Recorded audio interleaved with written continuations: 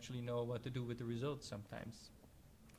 I was asked to speak about the highlights of valvular heart disease and pulmonary circulation. I acknowledge Luc Pierard, who did all the work on that and presented that at the ESC. So I stated, thank you, Luc. The contents of what Luc presented are the following. He looked at the assessment of severity and prognosis. How important is actually calcium scoring in aortic stenosis?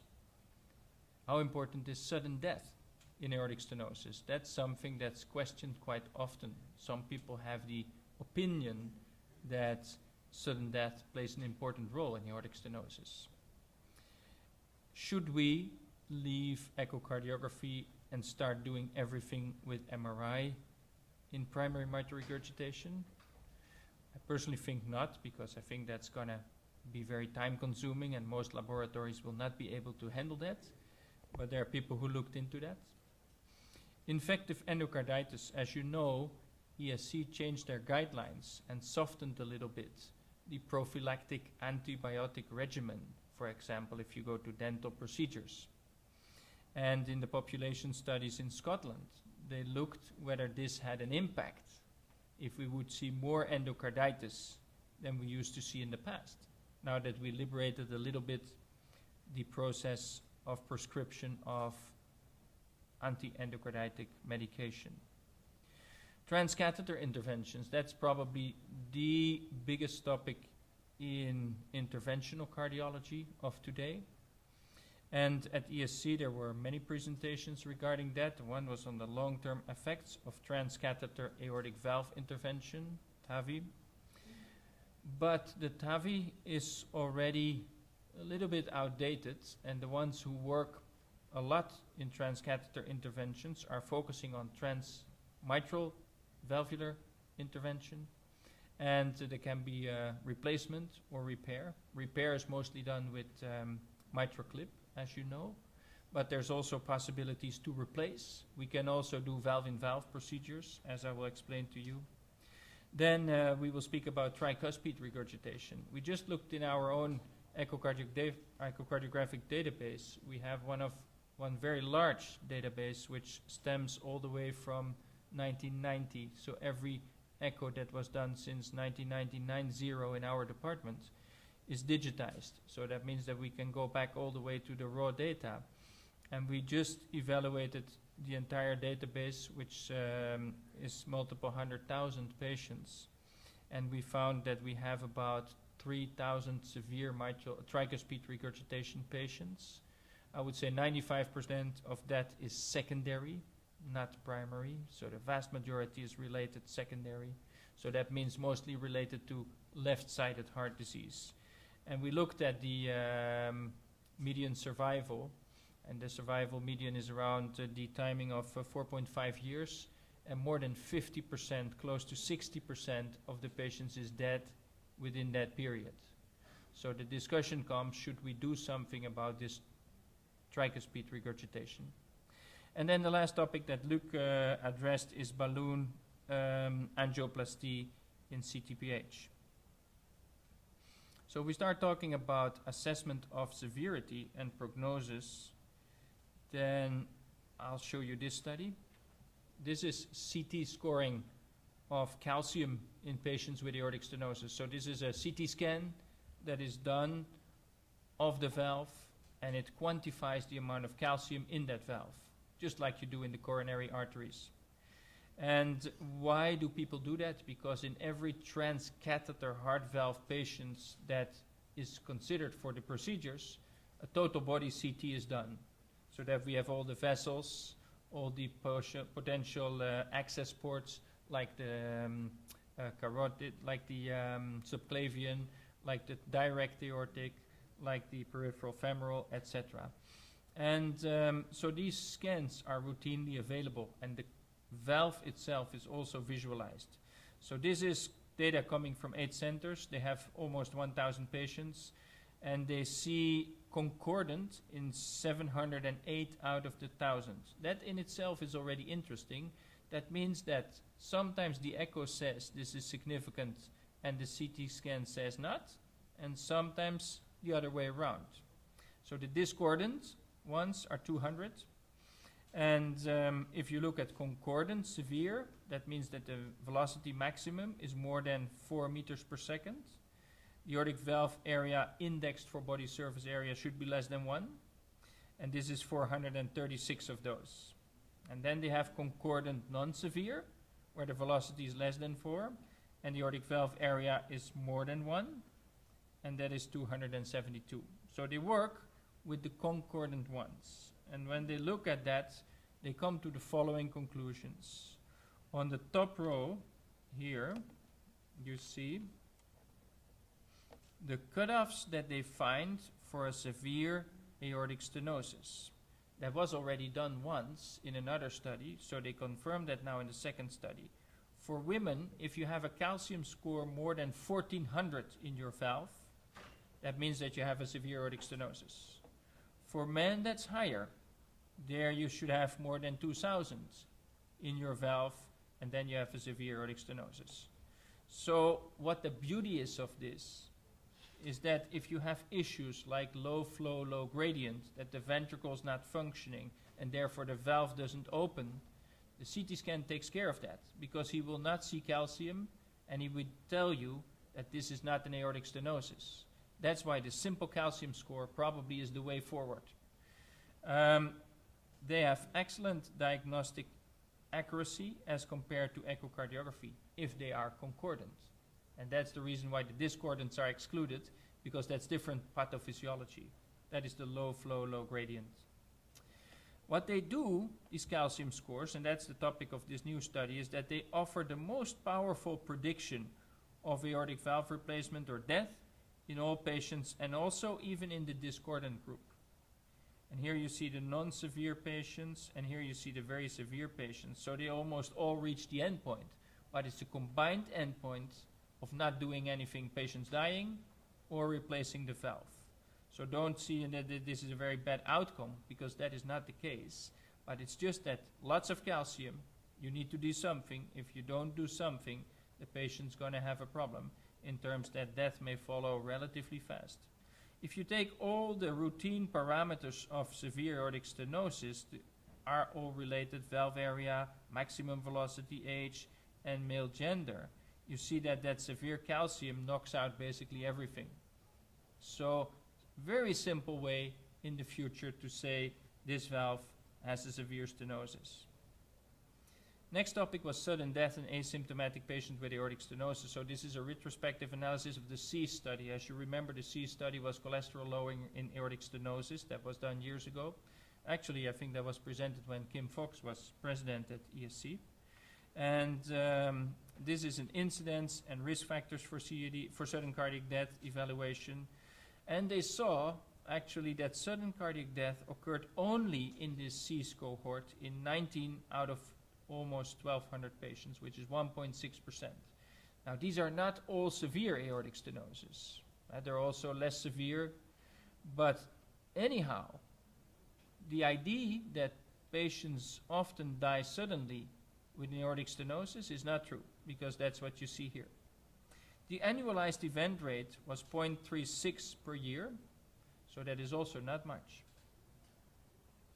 If they look at the sudden cardiac death correlates, they see that there are some correlates in the multivariate analysis. This is age, as you see here, body mass is related, pulse rate is related, but the big one is left ventricular mass. So if you want anything, and that's what we discussed earlier today, if you have untreated severe aortic stenosis, you don't do anything, there's going to be more and more and more fibrosis in the ventricle. This starts with microscopic fibrosis, then it goes to macroscopic fibrosis.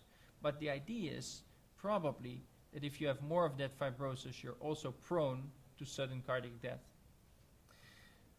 What you do see here is that the mean pressure gradient or the aortic valve area of echo are not related to the sudden death. So severe stenosis seems to be not so much related, although the ventricular damage is probably very much related. Now, this is small data because there was only 1% of patients experiencing that, but it gives us something that probably the bad outcome, the dying in the severe aortic stenosis, is going down to the direction that the ventricle is more sick, actually, than the valve itself. That's new conceptual thinking.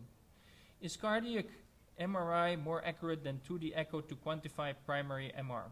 Primary MR is sometimes difficult to quantify because these are usually eccentric jets, so they don't go just like this through the atrium, and because of that, very difficult to quantify with echocardiography. I'm not going to go into details, but that is not an easy one.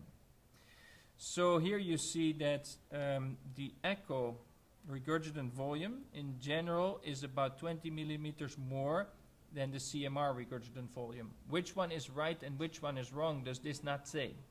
Because for sure, CMR is not the gold standard. There are technical issues, but the problem with that you cannot quantify when you have an eccentric jet is taken care of by the CMR.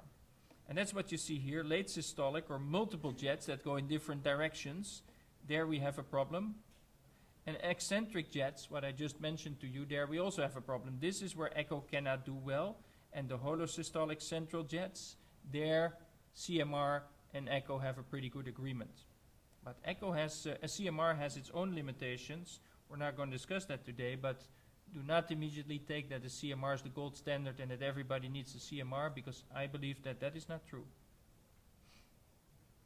If you look for quantification of primary MR by cardiac MRI, provides superior prognostic information than 2D echo. So that is of interest to see that the CMR is better related to outcome. And the best related is the regurgitant volume on MRI.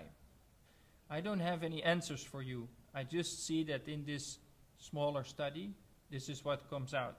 I think we need a lot of technological analysis before we can draw conclusions. So don't go home with the message that you need an MRI in every patient. First, it's not feasible, and second, I think there are a lot of technical challenges. Infective endocarditis, as I said to you, the guidelines were changed. We were much more liberal on taking antibiotics or not when you need dental procedures, etc. And so Scotland did a very nice evaluation. Here you see actually in blue is the incidence of endocarditis. The dotted is the trend incidence, so don't look at that. Just look at the blue curve here, and here you see the years. And here was this change in guidelines. So before and after are exactly the same. This study shows that there is no difference. But recently I've seen another study that was either just published or is going to be published that shows the opposite. So the final answer on whether we do right with more liberal, less antibiotics or more antibiotics is, in my opinion, not clear yet. This study shows that we don't need it, but the other one, and I think it's just out or is coming, is not showing that. It's showing that actually we do more, we see more endocarditis than before. Okay, then the transcatheter intervention, long-term effects of TAVI, and then the transcatheter mitral and the tricuspid regurgitation. So the first one is on the TAVIs. This is the 30-day and long-term outcomes after TAVI from first in man to nowadays. So that covers the whole time frame, 15 years of transcatheter aortic valve. And here you see what happened with the pacemaker rates. So this is the earliest one, and then little step by little step, we're a little bit higher now. So does that mean that we are doing worse? Or does that mean the technology is not good? I don't think so. I think we're tackling more and more sicker patients. More and more sicker patients also means that the conduction system is often affected, or there's lots of calcium in the LVOT, and if you put your catheter valve in there, you press that calcium on the conduction system. So that is probably explaining the need for pacemaker. But what is interesting to see here, and that's what the ones of us who do this know, that the aortic regurgitation, the paravalvular leaks, have significantly gone down with the new SAPIEN 3 valve. So more of these valves will result much more in less aortic regurgitation, and more aortic regurgitation has been related significantly with less survival. In other words, newer valves, less regurgitation, better outcomes. And that's what you see here.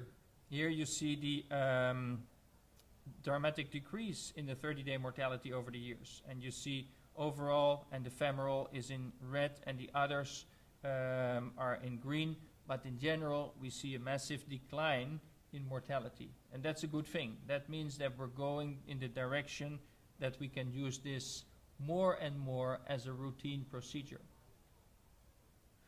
What is also good news is that here is the situation before. This is the severe aortic stenosis with a valve area 0.7. That is almost not an opening valve anymore. And here you see the situation after the procedure that is stable and is a good opening. Here you see actually the mean gradient. The mean gradient of 40 indicates severe stenosis.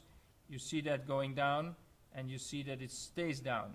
So we do not see restenosis in this very large cohort. Acute and long-term clinical hemodynamic outcomes after the mitral procedures.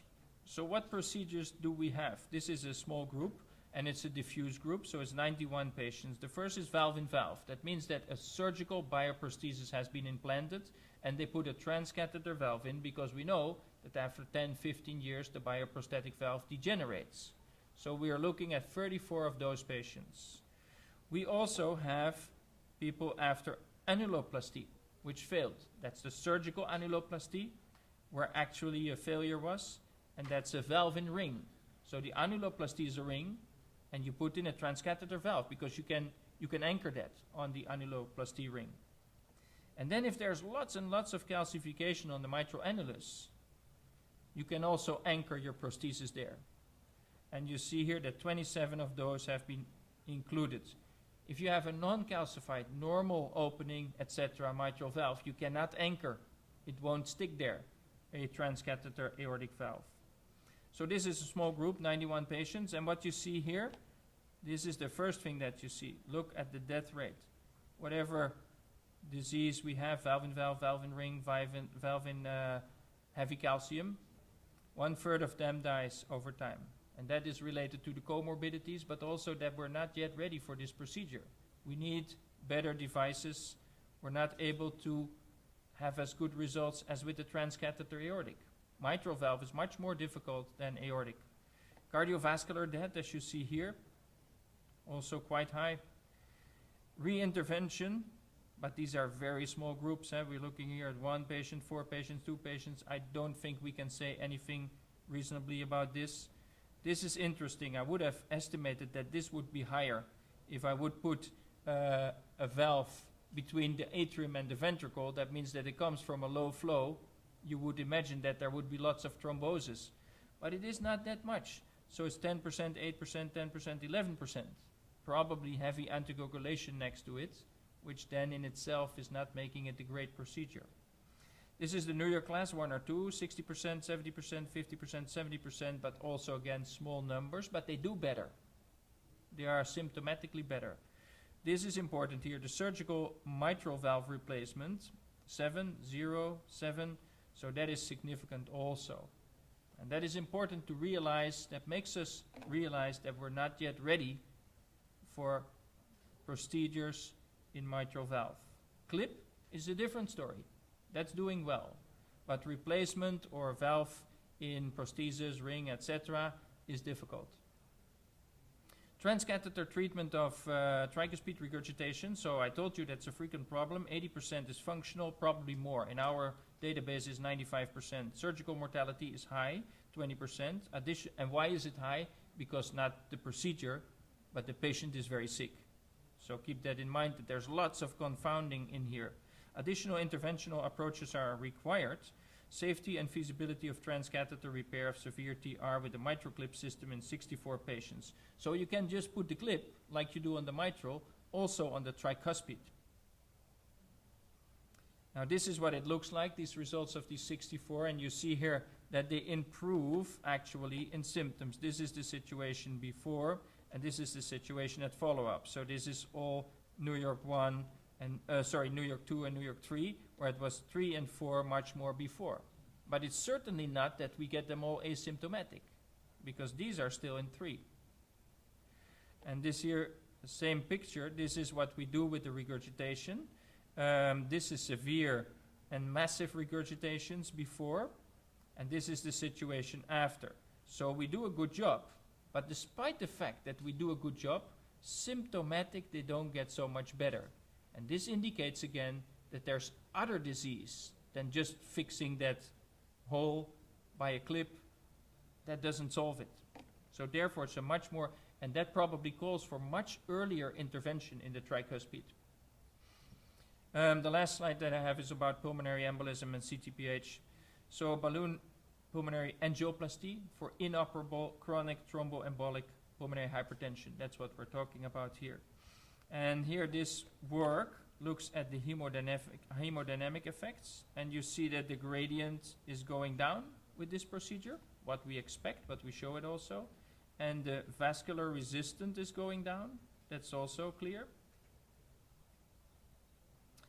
And there are changes possible in medication because these patients need a lot of medication, so we can lower actually the number of vasodilators, and we can also reduce significantly oxygen therapy. I've tried to show you that multimodality imaging is useful. We're going to see more combinations of predominantly echo and CT. Sudden cardiac death is rare, and it relates to mass and probably the fibrosis in the mass, and not so much the valve. Current guidelines for antibiotic prophylaxis are appropriate based on what I showed you, but keep in mind the other study that is there. TAVI provides long-term stable efficacy and improvement in outcome. There we do a very good job. The mitral is feasible and safe, but the outcomes are not good, so we need better therapeutics there. Balloon angioplasty is effective in patients with inoperable chronic thromboembolic pulmonary hypertension. It's mostly a symptomatic treatment, as you saw here. Thank you very much.